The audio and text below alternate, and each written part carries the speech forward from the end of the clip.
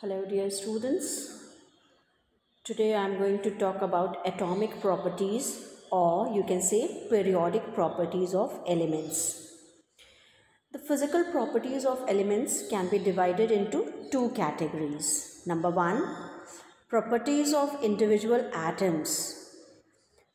It means properties such as atomic and ionic radii, ionization enthalpy, electron gain enthalpy, valency, screening effect, effective nuclear charge, and electronegativity are the properties of individual atoms, and they are directly dependent on their electronic configurations. So these are the properties of individual atoms. Now properties of group of atoms, properties such as melting point, boiling point, heat of fusion, heat of vaporization, density, atomic volume, etc. are the properties of group of atoms together and are indirectly related to their electronic configurations. So, all these properties which are directly or indirectly dependent on the electronic configuration of the elements are called atomic properties. Since electronic configuration of the elements are periodic function of atomic numbers of the elements, therefore these atomic properties are also a periodic function of atomic numbers of the elements. So on account of this, atomic properties are also called periodic properties. Do you know why this periodicity comes, or what is periodicity in properties? The rigid meaning of the word periodic is that a particular property is repeated in a system at regular intervals. What is periodicity? A particular property is repeated in a system at regular intervals. The term periodicity in properties in the classification of elements means that same properties of the elements reappear at definite intervals when the elements are arranged in order of their increasing atomic numbers. When you will see the modern periodic table, you will find these intervals at 2, 8, 8, 18, 18 and 32. 2, 8, 8, 18, 18. When these number of elements will pass, you will see the periodicity. Okay, that is similar properties are observed with elements belonging to the same subgroup which have been arranged in subgroups after the difference of either 2 or 8 or 18 or 32 in atomic numbers, as similar valency shell electronic configurations reoccur after certain regular intervals of atomic number. This is the cause of periodicity. So the real meaning of the word periodic in any classification of elements is that when the elements are arranged in order of their increasing atomic numbers in the same period or a group, there is a gradual change, either increase or decrease in a particular property. In a period, the gradual change is due to the change of the electronic configuration from member to member. And you will see that some of the properties which depend on electronic configuration of elements, such as screening effect, effective atomic number, atomic radii, ionic radii, ionization potential, electron affinity, electronegativity, etc., follow the general trend of periodicity. And in a group, the chemical properties of the elements remain nearly the same due to the same valence shell configuration. There is gradual change in physical properties due to gradual change in the size of atoms due to start of new energy shell. Okay, this you all have seen in class 10th. We will move further and we will see what is the screening effect or shielding effect. This term will come again and questions are asked in your 11th also and in your competitive exams also. Screening effect, or it is also known as shielding effect, can be asked. Okay, so try to understand what it is. In a multi-electron atom, means in the atom when more electrons are there, more than 1, 2, the electrons of the valency shell, outermost shell, are attracted towards the nucleus, and also these electrons are repelled by the electrons present in the inner shells. Are you understanding this? Nucleus is attracting the electron which is in the outermost shell, and the electrons which are present in the other shells, they are repelling the electrons. So on account of this, the actual force of attraction between the nucleus and the valency electrons is somewhat decreased by the repulsive force acting in opposite directions.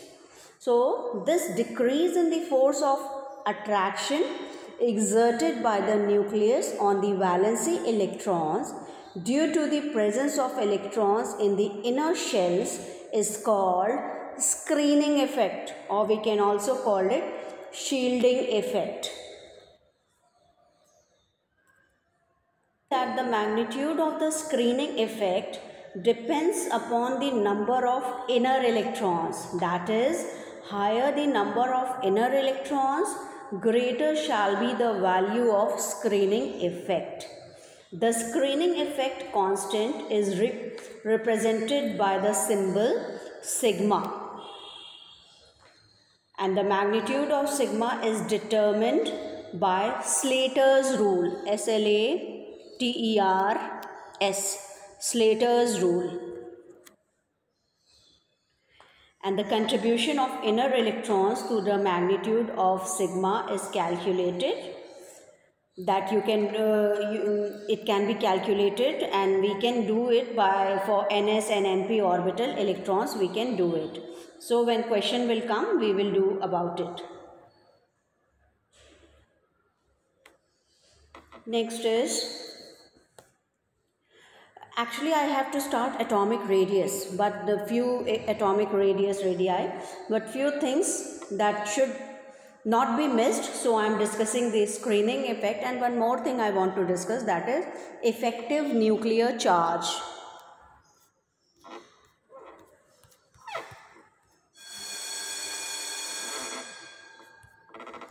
Effective nuclear charge.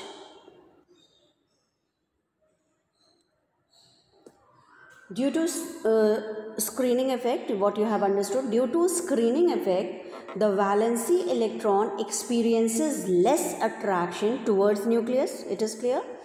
This brings decrease in the nuclear charge actually present on the nucleus.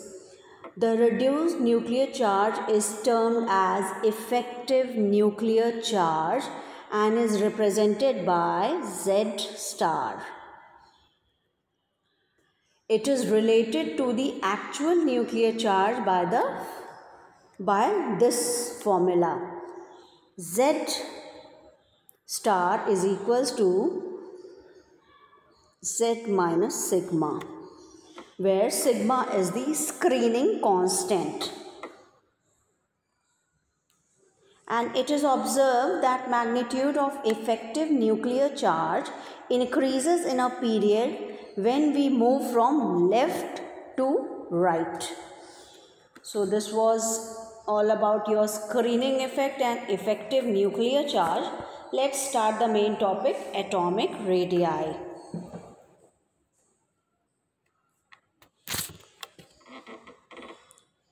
Atomic radius. Ever wondered why different elements in the periodic table behave differently? Just like you and your best friend are two different entities altogether, various elements have some points of difference between them. Properties like valency, atomic radius, ionization enthalpy, etc. are the properties of the individual atoms and are directly related to the electronic configuration. Okay, that concept only we are going to study in this chapter, and we will know about the concept of atomic radius. You can see that what atomic radius is. Atomic radius is equal to the distance from the center of the nucleus to the point up to which the density of the electron cloud is maximum. It is not possible to find precisely the radius of the atoms. There are different types of atomic radius. Covalent radius, van der Waals radius, and metallic radius.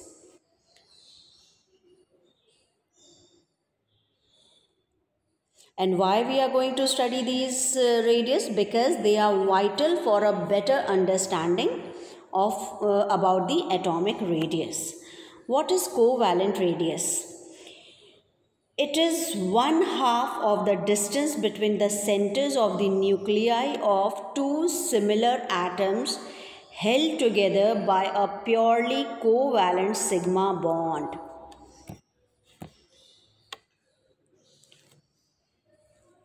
For example, if I will, here is hydrogen, if we will take chlorine, one atom of chlorine, second atom of chlorine, we can find that this from the center. Why we are taking two? Why not one? Actually, the atoms are so small, very small. So we just like this, your atoms are arranged.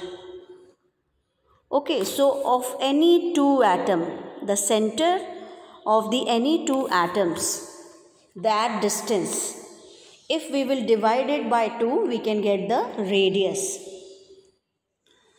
Okay, in chlorine it is found that 99 pm. Pm, what is pm? Many times I have used this term. Pm is picometer, children.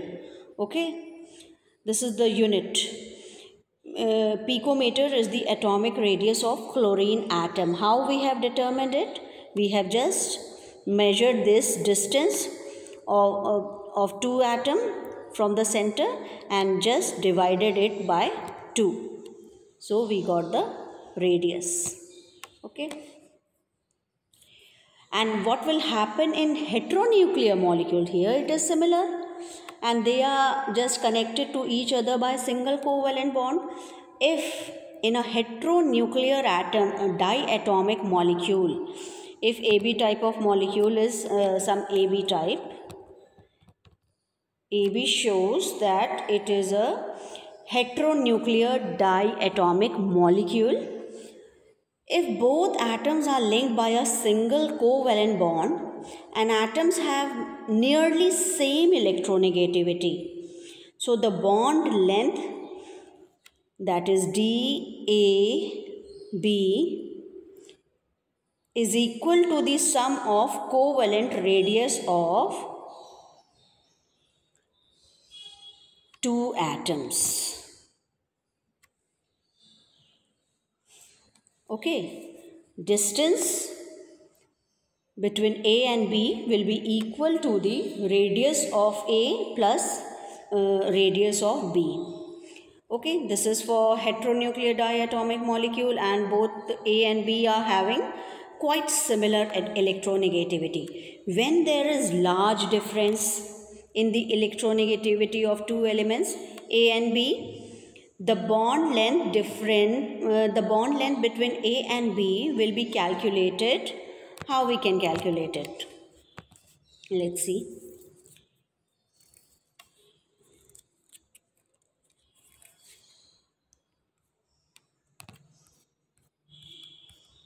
I have one blank sheet.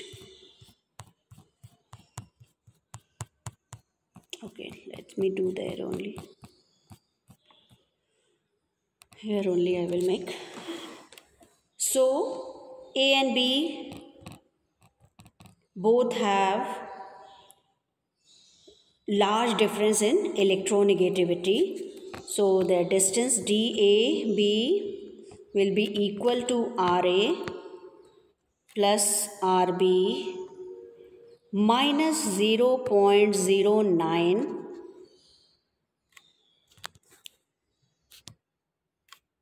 Here after that I have to write xi A minus xi B. What it is? These are the electronegativities of the elements A and B.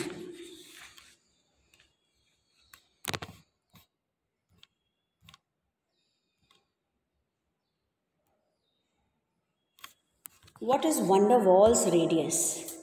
It is 1/2 of the internuclear distance between the nuclei of two bonded adjacent atoms belonging to the molecules having identical atoms in solid state. Let's take an example. Intermolecular distance between two non-bonded nearest neighboring atom in solid iodine is 430 picometer. In iodine, it is 430 picometer. So, covalent radius of an element is always shorter than its van der Waals radius. Inert gases are monoatomic. Therefore, atomic radii of inert gases are expressed in terms of van der Waals radii. One more example is on your screen. Intermolecular distance between two adjacent chlorine atoms of the neighboring molecules in the solid state is 360 picometer. Therefore, the van der Waals radius of the chlorine is 180 picometer. Next is metallic, or it is also known as crystal radius, and it is defined as 1/2 of the internuclear distance between the two adjacent metal ion in the metallic lattice. The metallic radius is always longer than covalent radius. Okay, if we will do the comparison, we will find that van der Waals radius is greater than metallic radius is greater than covalent radius. Means van der Waals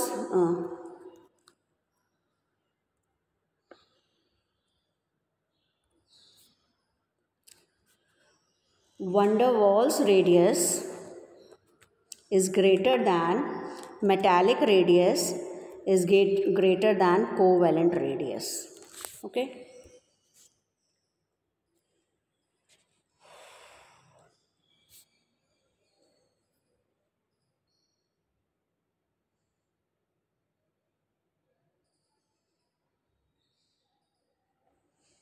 Let's see one example. In a covalent bond, a pair of electrons is strongly attracted by the nuclei of two atoms.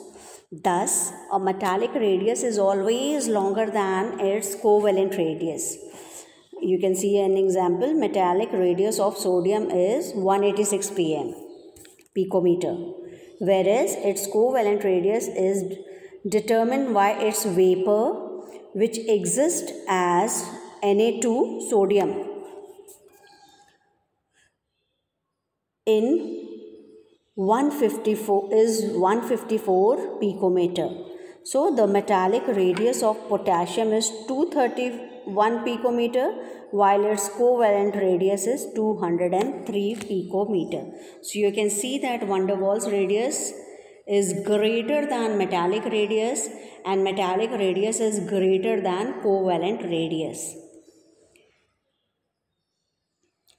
You will observe the variation of atomic radii in the periodic table. Okay, the atomic radii go on decreasing as we move from left to right in a period. But at the end of each period, the radii show an abrupt increase because van der Waals radii are always greater than covalent radii. As we move down a group in the periodic table, the atomic radii go on increasing. It is so because the screening effect due to addition of new shells goes on increasing. Okay, you will see an exceptional behavior of oxygen and nitrogen. Generally, atomic radius decreases along a period, but in second period, atomic radius of nitrogen is the smallest and the atomic radius of oxygen and fluorine is longer than nitrogen because all the p orbitals in nitrogen have single electron, but in oxygen, one of the p orbitals has two electrons which repel each other and outweigh the effect is increased nuclear charge and the atomic size of oxygen becomes larger than nitrogen.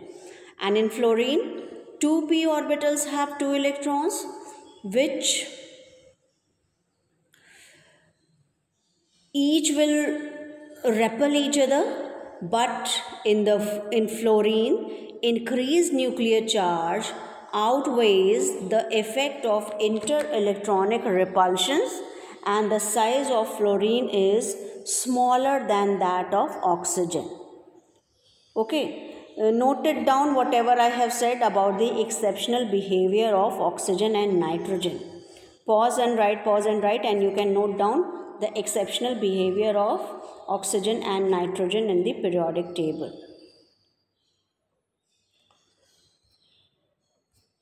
So let's see the variation within a period.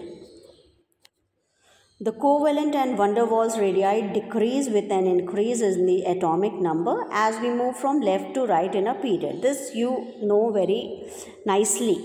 The alkali metals at the extreme left of the periodic table have the largest size in a period. The halogens at the extreme right of the periodic table have the smallest size. The atomic size of nitrogen is the smallest. After nitrogen, atomic size increases for oxygen and then decreases for fluorine. I have given you the reason. Okay, the size of atoms of inert gases is larger than those of the preceding halogens. As we move from left to right in a period, the nuclear charge increases by 1 unit in each succeeding element while the number of shells remains the same. This enhanced nuclear charge pulls of the electrons of the shells closer to the nucleus. And this makes each individual shell smaller and smaller, and this results in an increase in the atomic radius as we move from left to right in a period.